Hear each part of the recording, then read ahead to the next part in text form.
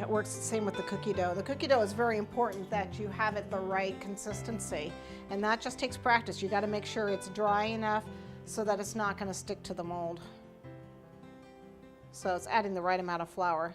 I don't have a heart cutter for this, so I want to show you that I can actually use this to cut it out. This is just a pastry wheel, a rippled pastry wheel. Okay. Just take your time and cut them out.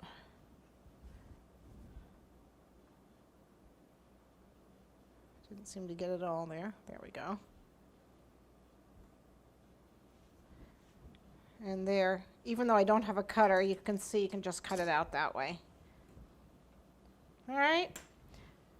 So let's go on to decorating these, painting them. They are beautiful the way they are, just plain. As you can see over here, I've got tons of them here that are just plain, and they look just beautiful. They look like little porcelain cookies. But they're really beautiful and stunning if you paint them too. So let's show you how to do that. All right, so a couple ways to color this. Depending on what you want will depend on what you on which technique you're going to use. Now I have all the Americolor gels here. They work the best. You mix them with alcohol or again the lemon extract. If you use any of the other brands of, you have to use alcohol if you use any other brands of food color because otherwise they don't dry. They remain tacky. So what I'm going to do is just add a little bit of, I'll just add a little alcohol in this one spot here. And it's good to have, you know, if you have like a color wheel or something, you know, if you have problems with really deciding what color you want, what goes with what. Gosh, I'm so confused. Believe it or not, everything goes with everything. But you just use a color wheel to help you out if you're trying to do primary colors or see what shade goes with what shade. What I have here is, this is just a plain fondant cutout here, so I'll paint fondant so you can see what that's like. One of the ways you can do it, of course, is to use the luster dust, and this is just petal dust, and they both work the same way. And this is just a gold luster dust. They all work the same way. So if I was going to do this, I have an old brush.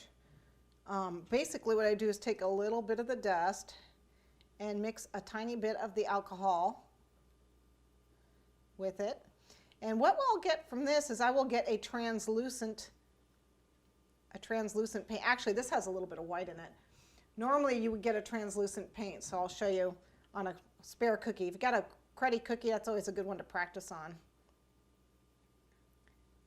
And you can paint on here and you can see this petal dust has white in it, so it's not translucent. You can actually see it's not see-through. It's an opaque paint, not a see-through paint. Okay, and see how simple it paints. It's really easy. What is that back there? Depending on your eyes, you know, my eyes aren't that good.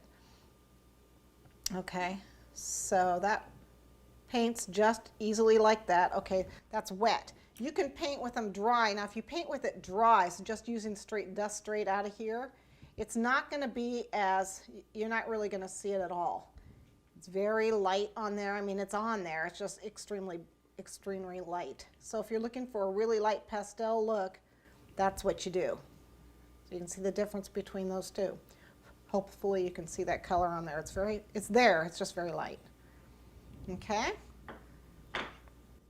So for this guy, what I'm going to do is the more liquid you add to it, the lighter the color is going to be on here. And what's really cool is that you can make, because this is a raised design, you can actually make it so watery that the paint will go down into the design, into the base of the design. So it'll look darker down where it puddles. I don't know if you can see that. It puddles in there and looks darker, and then it's lighter where it's raised and it's kind of run off of. So I kind of got a two-tone effect just using a very runny one-color paint. Okay, so I'll do it again. And I'm just dabbing just a little bit. But see how it pools in the deep part of the mold.